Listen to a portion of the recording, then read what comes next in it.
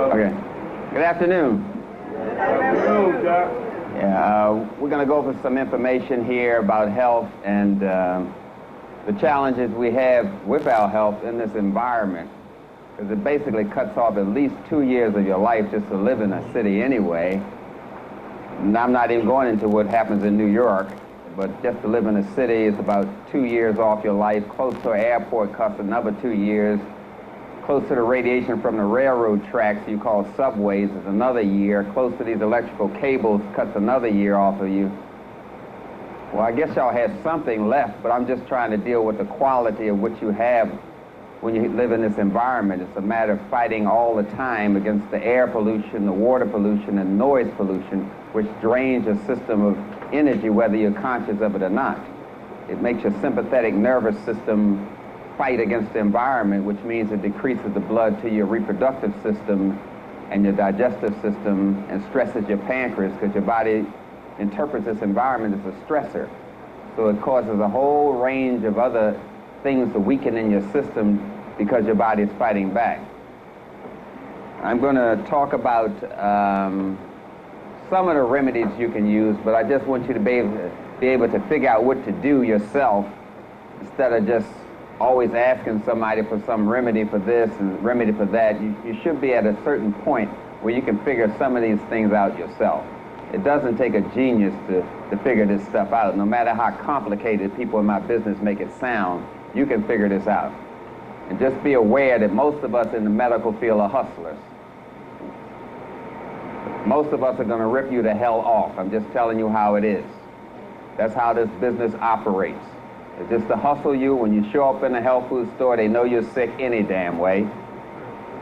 So they're basically going to sell you the whole store if you don't have some kind of idea of what's going on in your body yourself, so you can limit the amount of stuff that they're going to try to sell you.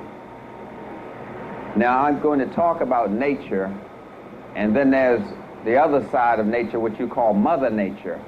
And Mother Nature is basically a philosophy that each culture has about the environment, about God, about the human body. This is a philosophy that we call Mother Nature philosophy. But don't get that confused with nature. Nature has nothing to do with Mother Nature philosophy. Us African people think Mother Nature is balance and it's harmony and it's reciprocity, and all of those things we think of Mother Nature as being ma'at, as we call it in our culture.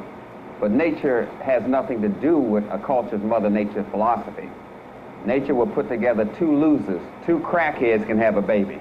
Nature does not care. Nature just wants to protect itself and produce. Just like rats protect themselves and they look out for each other, they don't give a damn about rabbits. Rats are concerned about rats, rabbits are concerned about rabbits, and nature is concerned about nature, does not give a damn about you. It'll put together two losers or two winners, doesn't matter. Nature extracts a cost for anything that you do against nature, you pay for. Nature does not care whether you're 6 days old, 6 months old, 60 years old. If you jump off that damn roof, you're going to hurt yourself. Nature does not care whether you're intelligent, dumb, smart, or bright. If you jump off the roof, you're going to hurt yourself. Because nature makes you pay for everything you do. If you rot out your teeth, and you say, well, I'm changing my diet, I'm getting into raw food, I'm going to drink spring water, smart water, or dumb water, you're going to drink it, and you think Mother Nature can forgive you for rotting out your teeth? No, you're not going to get your teeth back. Because nature makes you pay for the stupid things you do. So don't think that you listening to me is going to solve your problems. I come back here next year, some of y'all are going to be on dialysis, some of you are going to be diabetic, some of you are going to be dead, because all of you cannot be saved.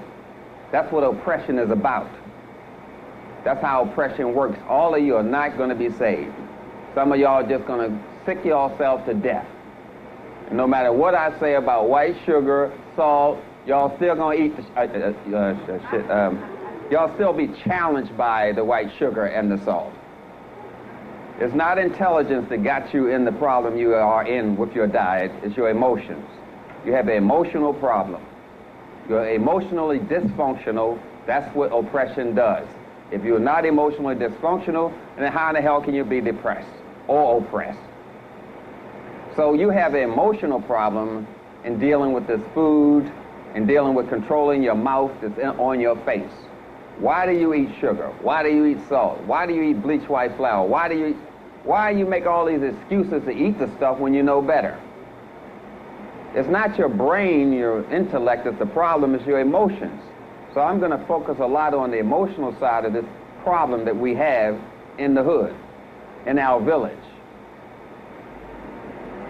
So I have to look at some of those things that makes us a little different from other crackazoids, races, excuse me. Damn, I gotta get my pointer. Oh yeah, there's my pointer. So we're talking about this chemical.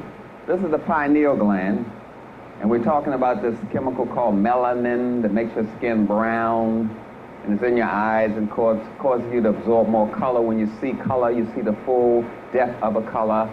And it's in your ears, causes you to absorb more sound. When you hear sound, you hear the full range of tones in a sound. It's in your taste buds that cause you to taste the full flavor of food when you eat food. This melanin is the thing that makes you different from the other races. The more melanin you have, the more psychic you are, the more spiritual you are, the more human you are. So we're looking at those things that destroy your ability to be human. We're looking at this environment that's not designed for you. This whole environment is Europe, brought over here. This stuff about people dropping out of school we didn't know anything about till we came over here and were subjected to this culture. And the things that attach us to that culture is that culture's food. That's why when the Chinese come to New York or the Koreans come here, they open up a Chinese market, a Korean market, because they cannot eat unless they see China on the plate. The Koreans can't eat unless they see Korea on the plate. The Italians, they want to see Italian food. They got to see their culture on the plate before they can eat. That's what makes them healthy. We are not attaching our culture to our diet. That's the problem. Our culture helps us define what we're doing right, what we're doing wrong, what is health, what is wellness. And if you don't see Africa on the plate, you can never be healthy. So we got to start seeing our culture on the plate just like the Chinese do, the Koreans, the Asians, and everybody else. Red onions come from Africa. String beans come from Africa.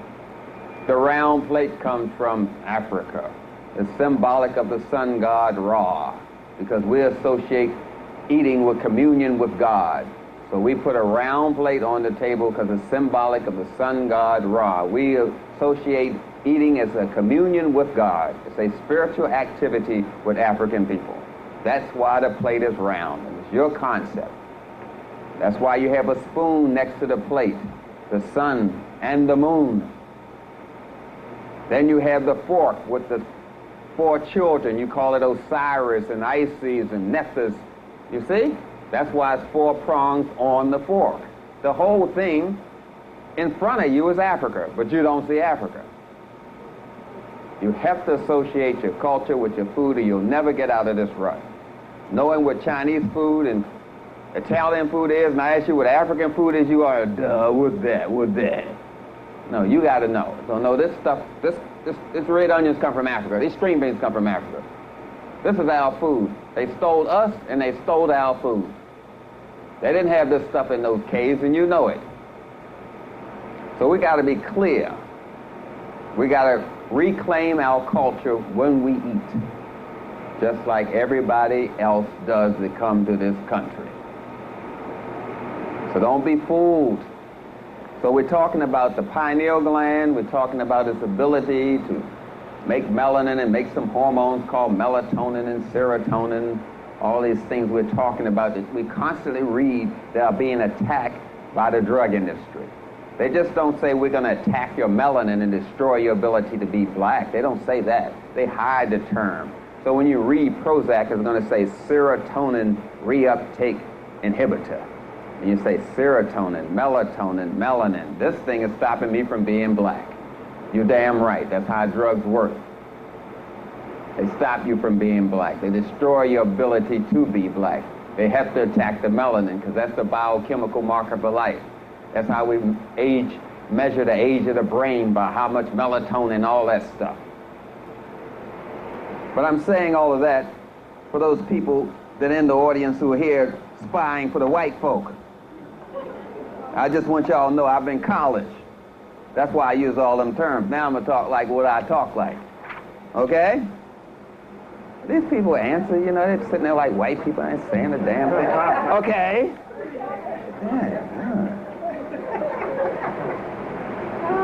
So I got to give my props to my ancestors.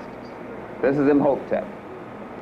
Put together a volume, a collection of medical works. We call it a compendium of medicine. Everybody steals from him. All the white folks stole from him. Hippocrates, the homosexual career faggot that he was, he was sexually challenged. I think that's what they say now, yeah. He quotes the Moscow Papyrus verbatim, which is an African textbook. Everybody steals from us.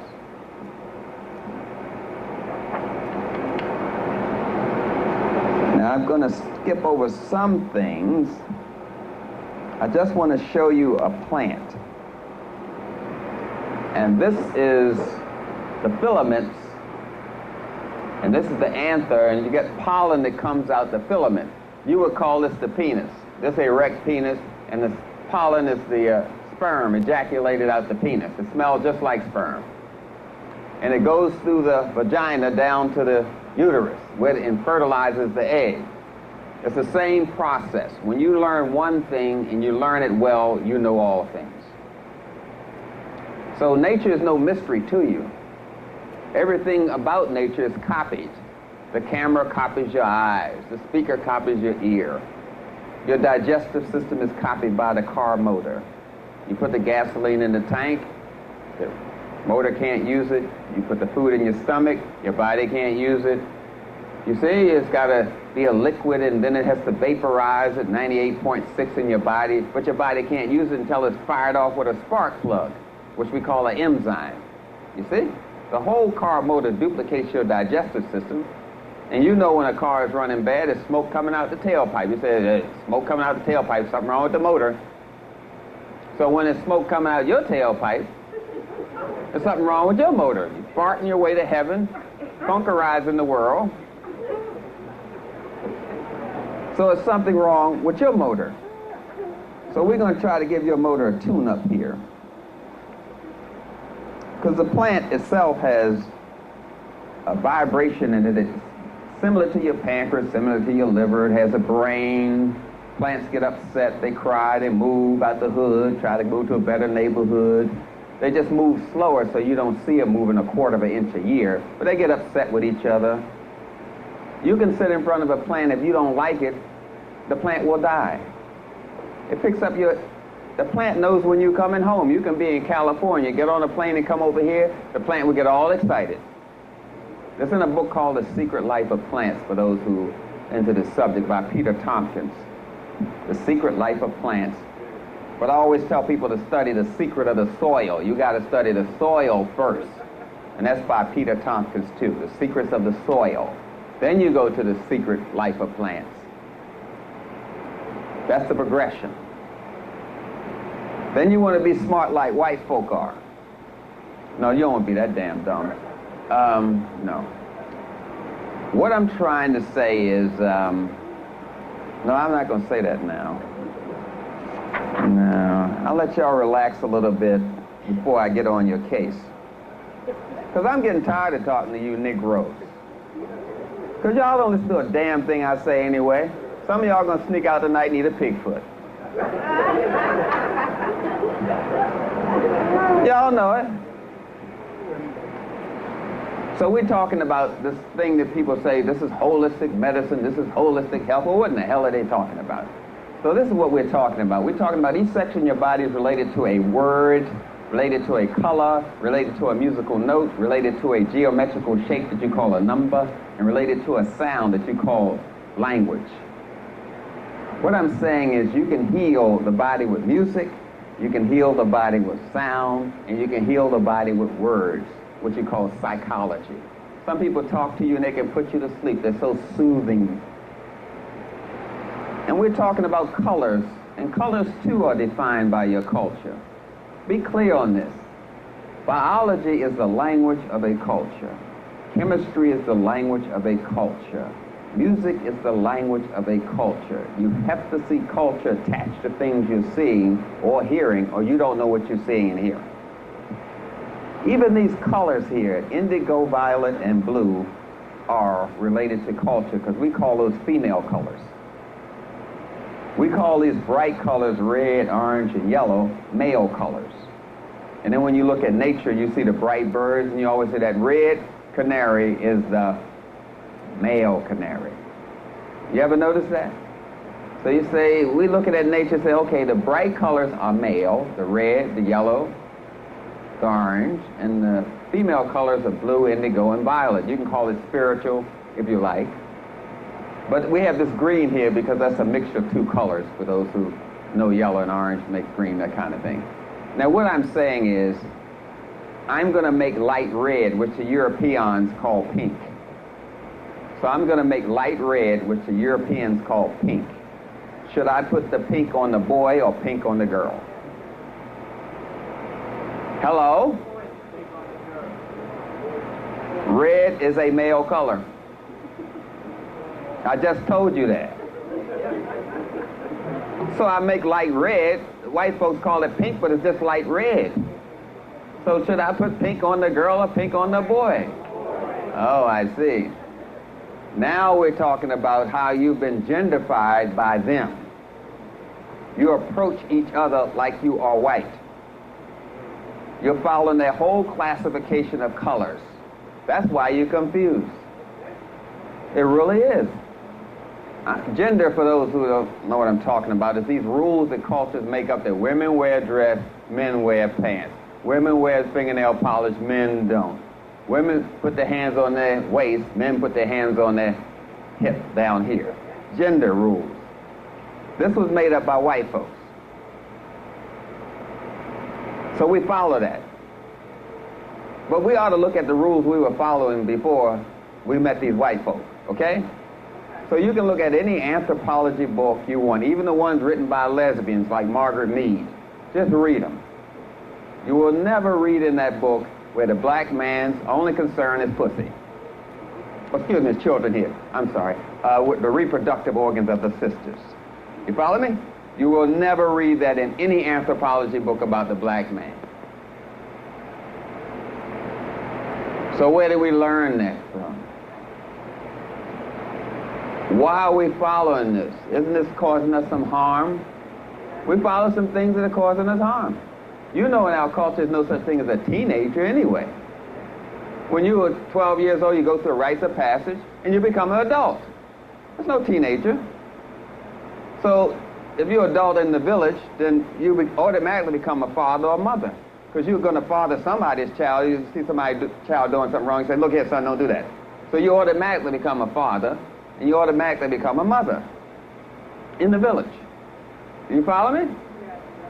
So when you see a woman, you automatically see her as a mother who could potentially be your wife. We already know she's a woman, so that's clear. But if you see her as a woman that could potentially be a mother and a wife, then you're looking at her as a white person would look at a female. The first person you see in the village is children and mothers and fathers. So all the women were mothers and all the brothers were fathers. So it's a different approach that we had to each other in the first place. But we don't see that anymore. Something's wrong with this picture here. What I'm saying is we got to go back and throw out all these bugs in our program. There's a lot of things we're going to have to update.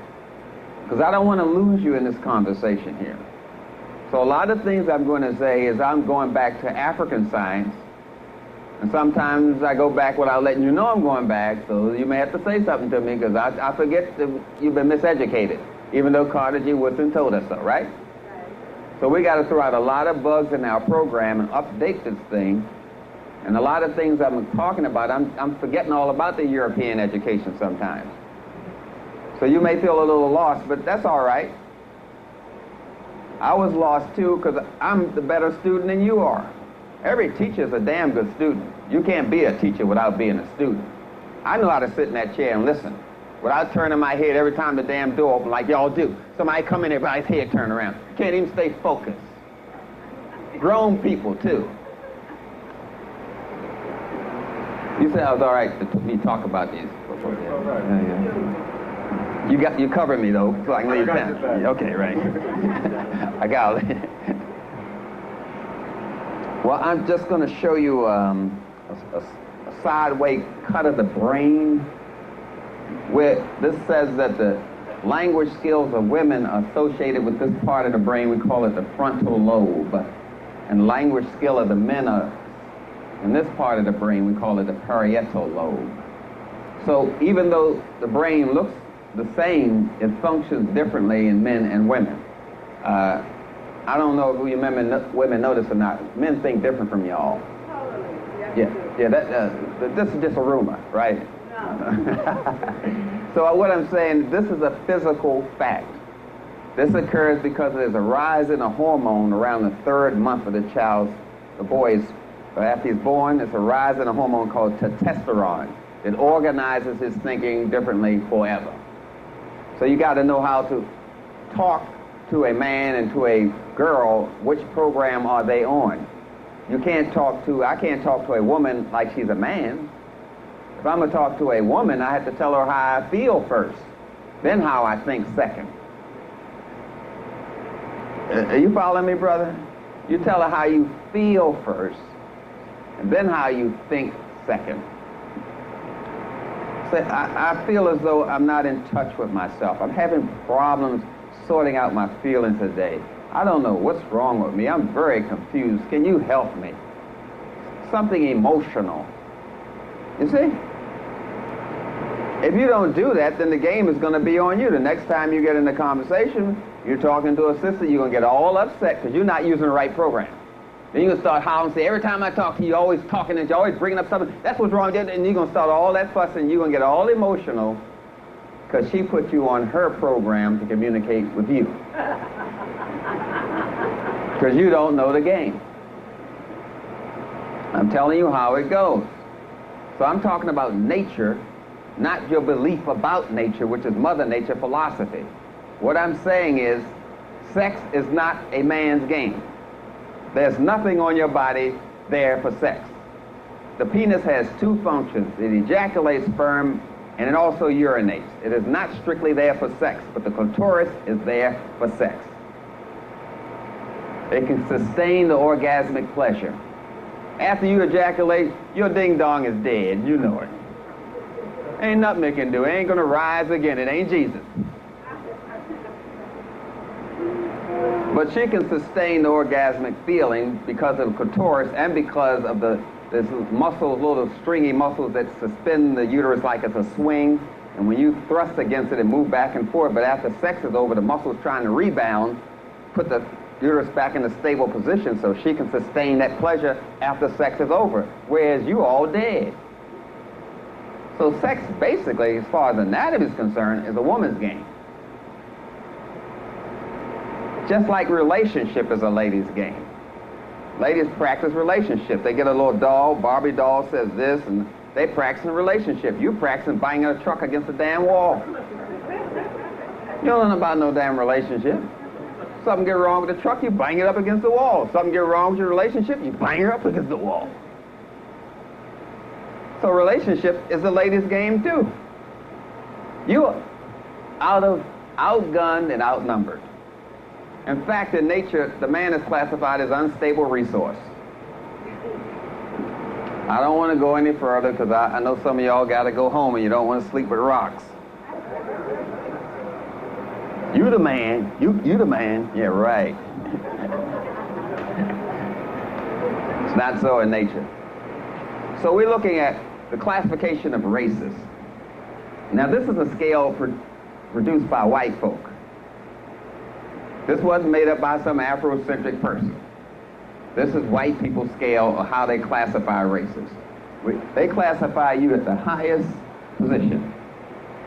That's 6. They classify themselves at the lowest position based on their melanin content. You see that? Yeah. The problem with this is that the lab values and standards are based on white people. So when they send your blood to the lab, which is a chemical examination, not a physical examination, And your nutrient level, which you have the highest amount of vitamins and minerals in your body, when your nutrient level, your vitamins and minerals fall from the 6th position all the way down to 1, the lab value is going to say there's nothing wrong with you. And that's why you're twice as sick, die twice a higher rate in all disease categories. Have you ever noticed that? Oh, yeah. The unfortunate part of this is that the breast milk formulas are based on a white woman's mayonnaise-looking titty milk. I mean, excuse me, based on the nutritional content of her breast milk, which has the least amount of vitamins and minerals in it. So when you give a white woman's breast milk to a black child, it reduces the sucking time on a nipple, which reduces the ability of the baby to bond to its mother and to bond to itself and to bond to its culture. That's what you call racism. And all the formulas, the Sililac and all that stuff, is set on the white woman's breast milk, which has a different fat and protein ratio. You see? The racism has already started. There's nothing more dangerous than a scientist. Nothing more dangerous than a scientist. There's no need of being afraid of Frankenstein. You should be afraid of Dr. Frankenstein. There's nothing more dangerous than a scientist. So we have to look at reality for what it is, and I'm trying to get you to look at nature for what it is. Just like you have to look at war for what it is. Wars are not fought by soldiers killing each other.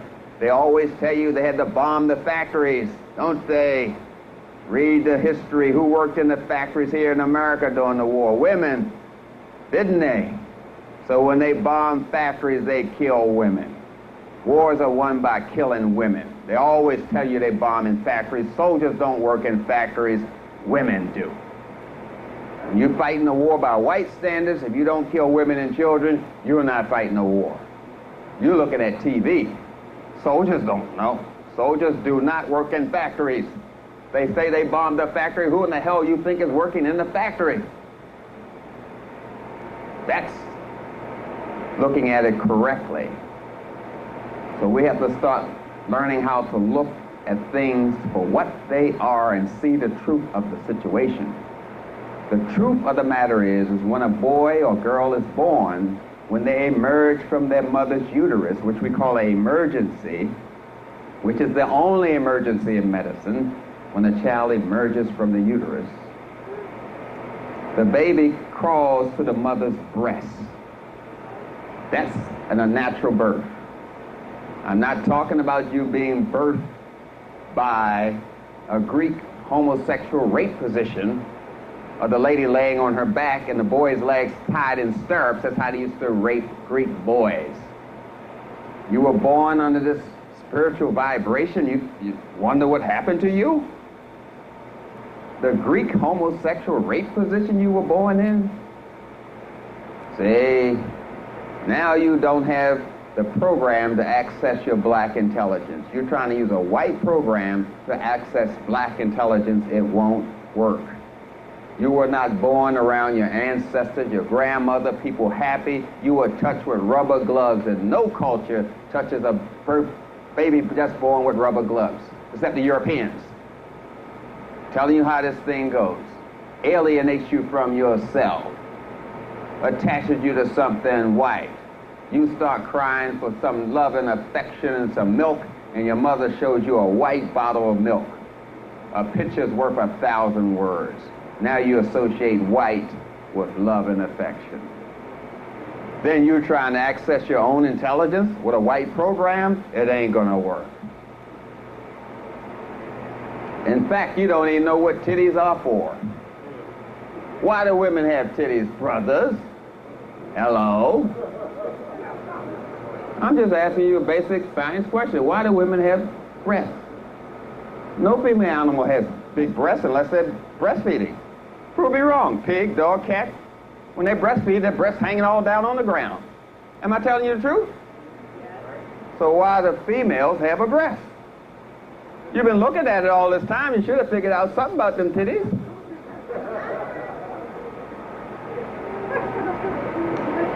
Basic stuff that we should have been taught We were not taught because we are miseducated thoroughly in science and biology, chemistry, everything. They didn't miss a stone. Ladies go into puberty when they are able to store fat. When they're able to store a certain amount of fat, then they can start ovulating, growing some, all that stuff that you think make women pretty. It's the ability to store fat that gives them the hips. It's the ability to store fat that gives them the breasts. It takes over 70,000 calories to get through a pregnancy. So they have to store fat. And I'm not talking about getting through breastfeeding.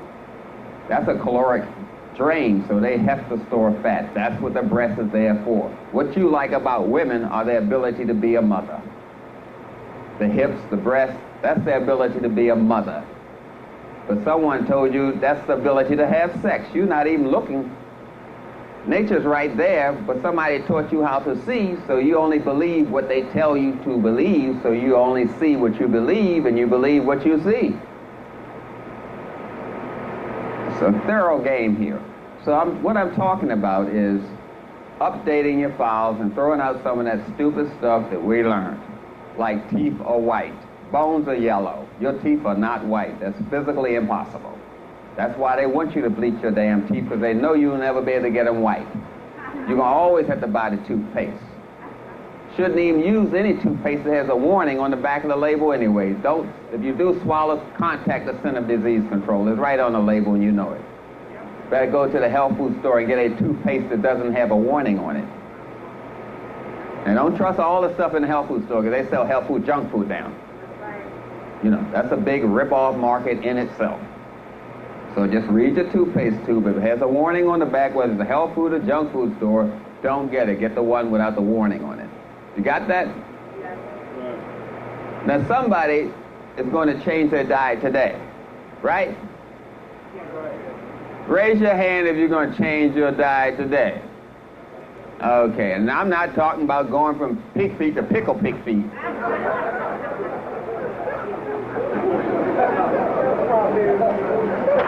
Negro, please. We make up a lot of things in science.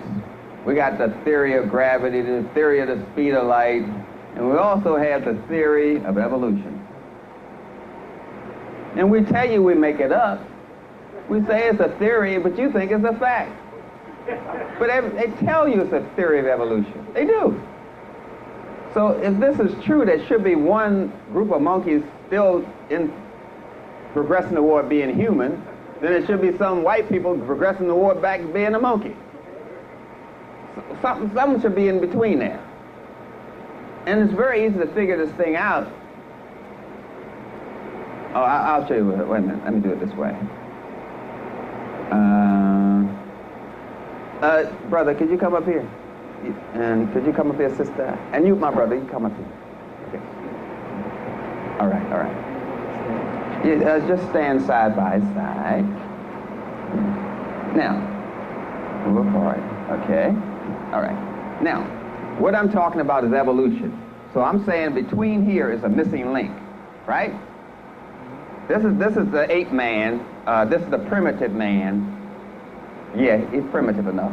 And this is modern man. And so I'm saying, like, this, we found the missing link, and this is the missing link, Lucy, right? Yes. Now, what has happened is there is a missing link between these two now, right? Now, they find the missing link, and now I'm the missing link. But what has happened now is a missing link between me and him. Now it's a missing. They have not solved the problem. Thank you very much for the demonstration. Is it? They have not solved the problem. That you can figure out. There's still a missing link. But you keep going for the okie doke. You're being bamboozled. If something is not morally correct, it can never be scientifically correct. Just because somebody puts on a lab coat don't mean they ain't a liar. They told you you were free. I'm still stuck on slavery and reparation. Damn 9/11. I'm still stuck on slavery and reparation. I ain't got over that yet. Talking to me about talking to me about Kobe. I haven't gotten over slavery yet. Damn Kobe.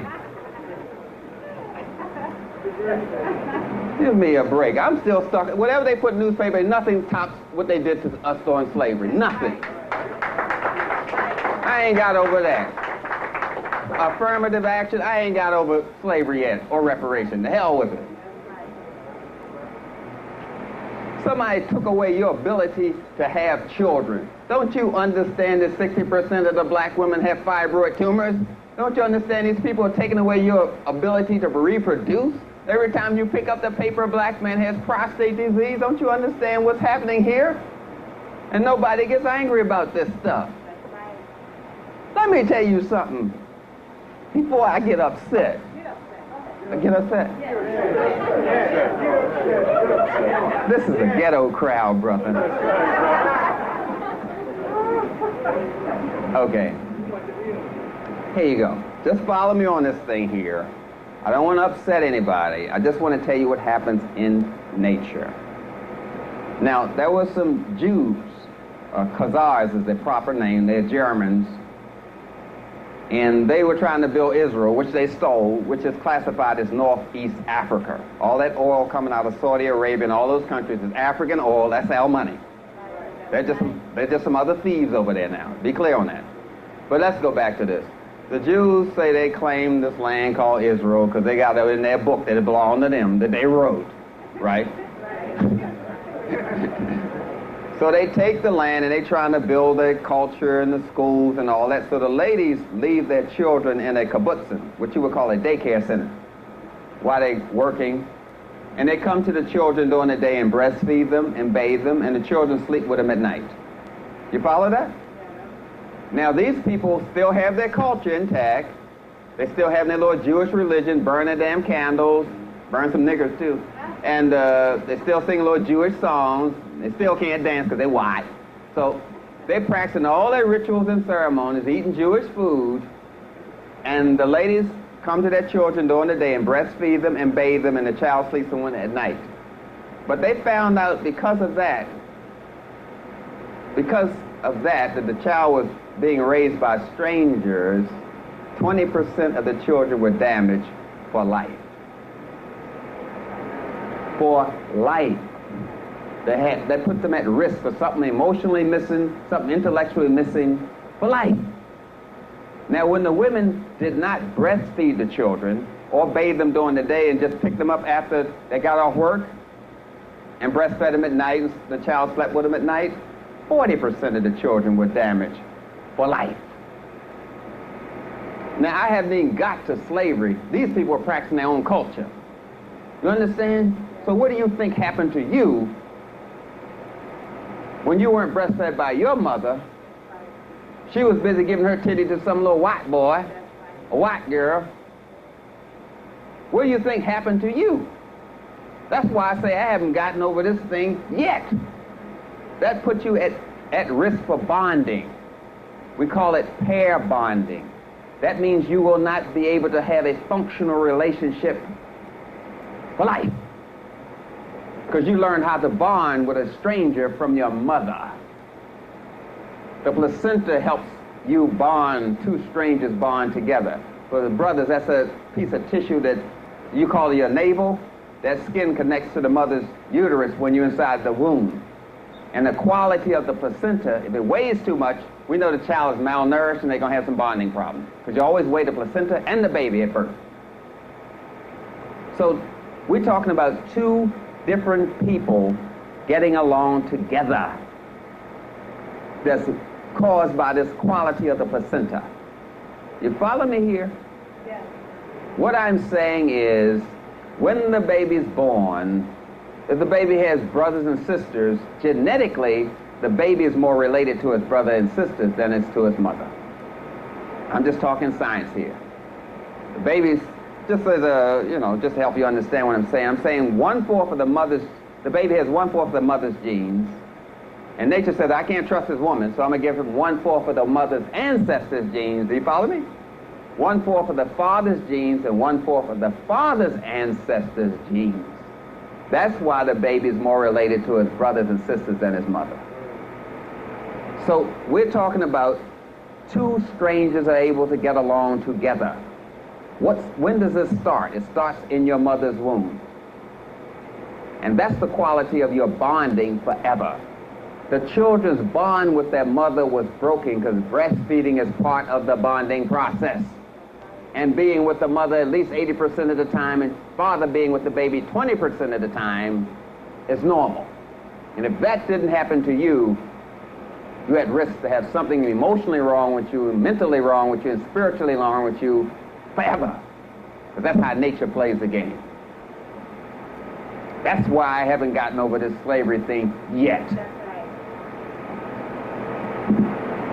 That's why they know what they're doing when they have you being birthed in the Greek homosexual rape position. It's all about spirit, changing your spiritual attachment to yourself. The name of the game is spiritual. It always has been, always will be. So we got to go back and Sankofa and put a whole lot of things in place here. Because we are damaged. You may not think you're damaged, but I'm quite sure most of you in this audience are secondhand, leftover trash from somebody else's relationship.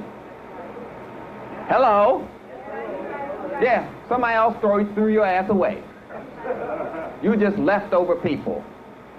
Some trash from somebody else's relationship. More than likely somebody, you got with somebody, they try to paste your ass together, make you back into a whole person, then when you got halfway healthy, you left them. Right?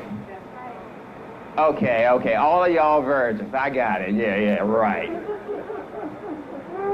Y'all are getting on my damn nerves here. So what I'm saying is that we are looking at nature. I'm saying certain things that you do against nature, you have to pay for. Just like when you're rotting your teeth, you can't get them damn things back. And certain things happen in the bonding process. If you break that, you got to pay for it. Sorry. You have to pay for this stuff. So it's something missing in your personality, emotional, intellectual, for life. What happens is, when the lady is pregnant, the father's supposed to mother the mother, because it helps him develop his nurturing skills for the child. And the mother's supposed to father the father. That's part of the nurturing rites of passage. The bonding process. Don't you understand? Everything is spiritual. You African people. So if your mother and father conceive you, then more than likely they said a prayer before they had sex. Because that's what us African people do. Is that God entered into this relationship. If it's a child conceived, may it be guided and protected from. That would be the thing to do. You say a prayer over a damn hamburger. So you should say a prayer before you have sex. Some prayer that you and your mate make up. To spiritualize that. Because if God isn't in the bed with you, who in the hell's in the bed with you? The ghost of the white man. The ghost of the white man's in your bedroom. The whole ritual you're doing is a white ritual. Quietly raping each other. Can I go on to this? Because I want to get off to this and get on to that. Okay, thank you. So, what I'm saying is, you can look at your face and find out what's wrong with you. Because there's certain parts of your face associated with certain parts of your internal organs. The outside expresses the inside. What I'm saying is this part of your forehead is related to your small intestines. This part is related to your large intestines. This is your bladder. This is your liver here. The kidneys are here under your eyes. You seen them raccoon-looking Indian people with their stressed kidneys? You seen them Indian people walking around look like raccoons, dark all these eyes? Stressed kidneys. Really stressed. And them Indian guys kick the hell out of them women.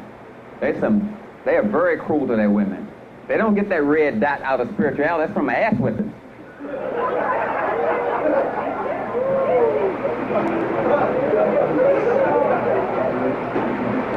In any case, what I'm saying, if you have bumps on your forehead right there, then there's some kind of waste in your small intestines. Because you should not use your skin for a bowel movement.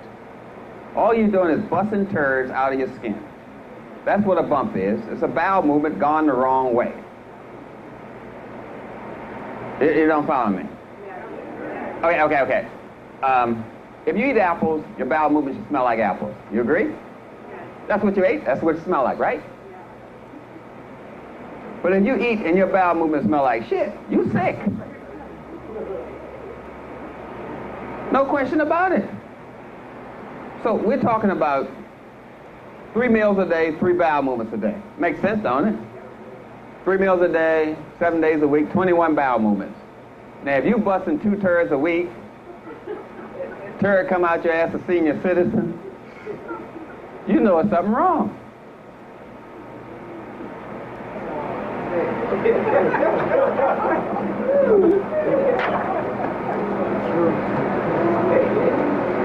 We got to face the reality of our situation to get out of this thing. You got to define this thing correctly to get out of this thing. We call this glycation, disease and aging process that's associated with fruit sugar.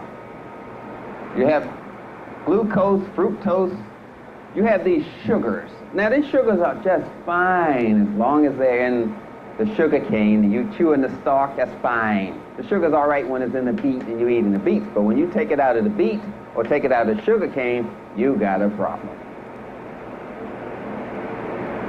You got a problem. Because the way God put the sugar in the sugar cane stalk is the way it should be eaten. Because God made this thing and you're not God.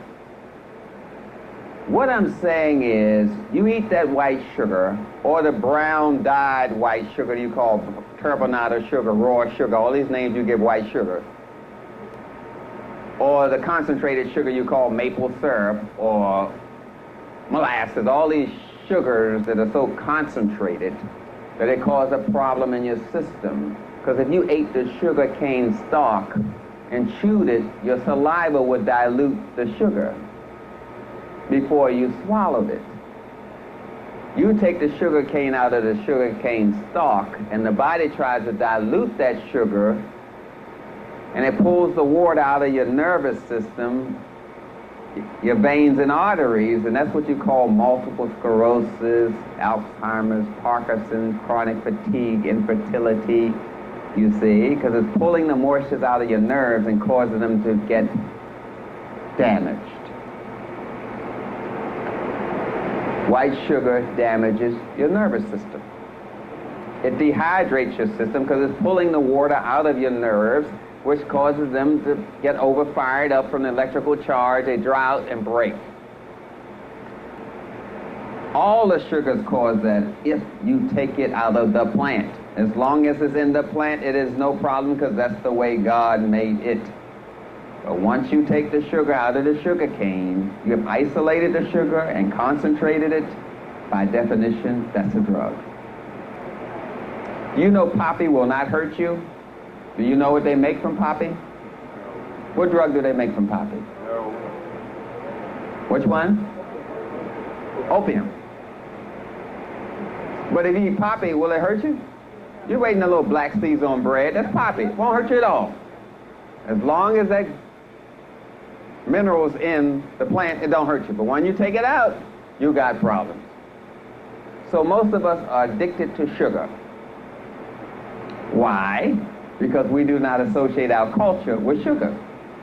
Do you know that our ancestors who were subjected to slavery were brought to Barbados and St. Thomas and all these islands to make sugar for white folk? The sugar belongs to white folks. It's white people's food. History proves me correct. History proves that to be correct. Do you understand? Yes. We made the sugar for white folks. It's not Master's our sugar. No, it's Master's sugar. We made the rum for white folk. That's not our stuff. That's their stuff. So you thinking, Master, we sick. That's the same thing you're saying. Master, we sick. Your white master get a headache. You say, Master, we sick. We got a headache. That is white people's food. History proves me correct. So you shouldn't be eating that food. Pig feet come from the French. That's not your food. Let me get back to this sugar. No, I ain't gonna get back to it. I talk about it enough, so I'm not gonna talk about it too much this evening. Vaccinations, pus peddlers, they put formaldehyde in this stuff, aluminum, mercury, ammonium. They put all these poisons in this stuff along with some snot from somebody's throat, which they get for typhoid fever. Sometimes they vacuum a rug and put that in it for people with allergies, or grind up a felt hat and put that in it. You know, they just put old pus in it from some old sick cow. They filter it with the aborted children's tissue. Yes, you're putting an aborted child in your veins when you get a vaccination. They also use trypsin, which is taken from the pig's stomach. So now you got pork and a dead child, along with pus from some sick animal and some snot coming out of some white girl's nose.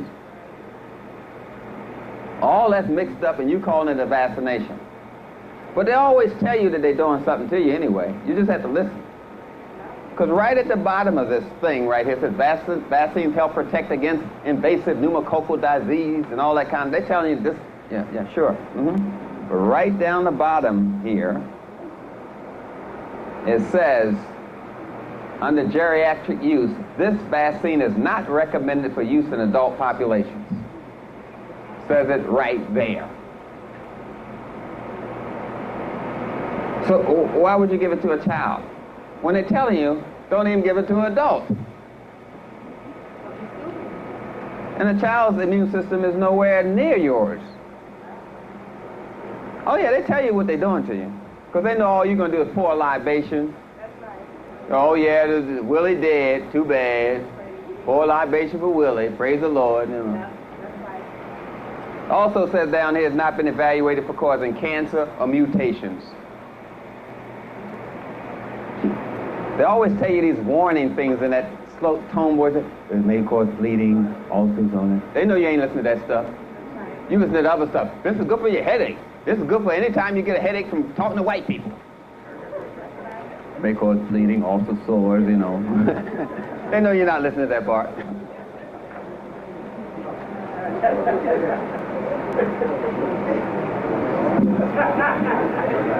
Now, I just thought you ought to see where McDoodoo come from. He is a minstrel character. You ain't never seen no white boy with big lips like this in your life. He is stimulating your self-hatred. Make you feel bad, so the only way you can feel good is to eat the burger. He wears a red afro wig. Look at him next time. He dresses up like a black man. We call him a minstrel character. That's why I have him in black and white so you can see it. It's like the negative what you get from a film. He's the negative. You see what I'm talking about? At one time were black. And they have all these clowns, about 20 clowns trying to get in a little Volkswagen and say, oh, look at all them niggers trying to get in that Volkswagen. Oh, hot damn, you know. Then money got in it and all the clowns became white. All the jockeys were black at one time. Money got in it, now all the jockeys are white. You know I'm telling you the truth. But before we go on, it's almost break time, isn't it? Before we go on the break, I thought I would go over to the emotional part of what I was talking about earlier, about this emotional dysfunctionality we have. We're flat out crazy. That's right. We're crazy for this white man's food. Rot out our teeth, cause our hair to fall out. We don't care. We're going to suck up on that stuff. Don't you realize that all the candy bars are named after men? All of them are erect penises that are chocolate with nuts on them, ejaculate caramel.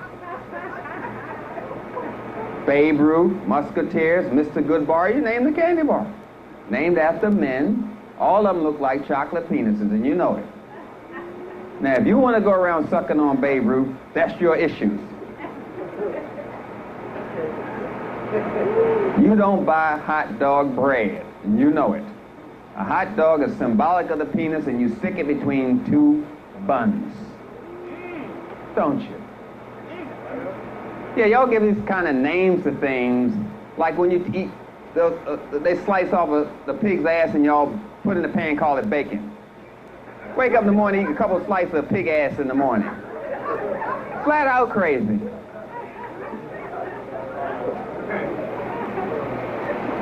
Now, I'm talking about they put some electrodes to your brain, give you something to eat and see what part of your brain fires off the most signals. So they know that bready snack foods relieves feelings of insecurity and soothes dissatisfaction.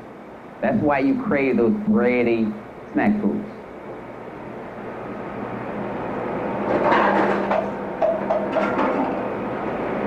Chewy snack foods relieve tension and stress and the need to slow down and unwind. You following this?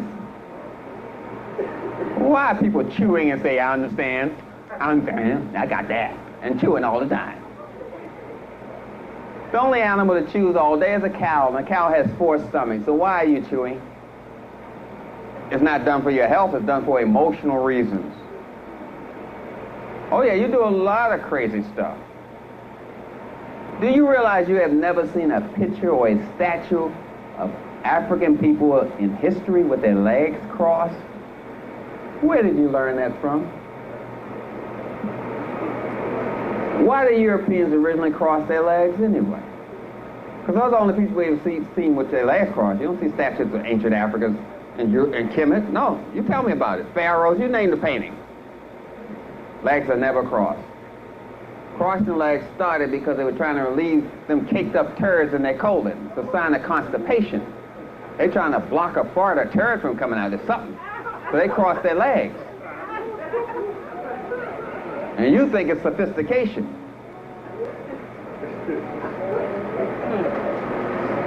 Agreeing with me with the legs crossed and chewing gum. See, I ain't getting across to nobody. Creamy snack foods help satisfy the need to be nurtured and comforted. You're looking for your mother's titty. That's why you want the creamy whipped stuff. I'm not going into the symbolism here. A pizza is nothing but symbolic of the vagina that's menstruating, with semen on it that you call cheese. Oh yeah. Krispy Kreme donuts with that little red jelly that oozes out, that's menstruation fluid. Because that's what they used to use for Christian ships. They used to use menstruation fluid and hit the ship with that blood. Then they switched to red wine. But lesbians always use menstruation fluid to initiate each other in lesbian rituals on Lesbo Island. But that's another issue altogether. So let's talk about the crunchy snack foods. Helps relieve anxiety and pressure. Folk under so much pressure, they just crunch on something. They'll crunch on some damn ice. They don't care. It helps relieve their anxiety and pressure of being black. You know what I mean? Salt has always been associated with anger and frustration and violence. Who eats the most salted potato chips of any racial group in America? Black people. Because we're angry and we're frustrated. But we're using food to medicate that dysfunctionality in us. And sugar has always been associated with love and affection.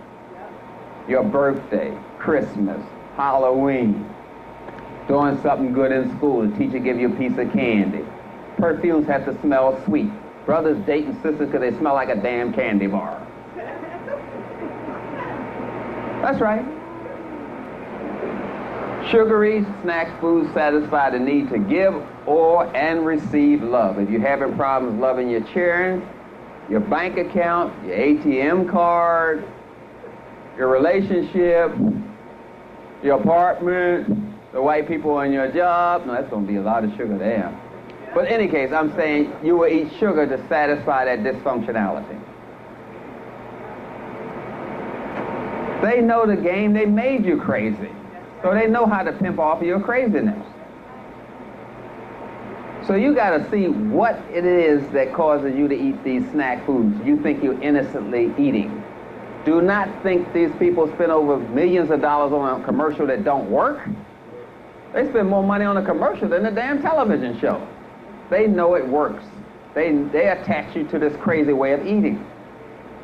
Buying stuffing to put in a turkey that's dead because somebody told you the dead turkey is hungry. Right. Bake the stuffing in the turkey's stomach, take him out the oven, open up his legs, and eat out of his ass.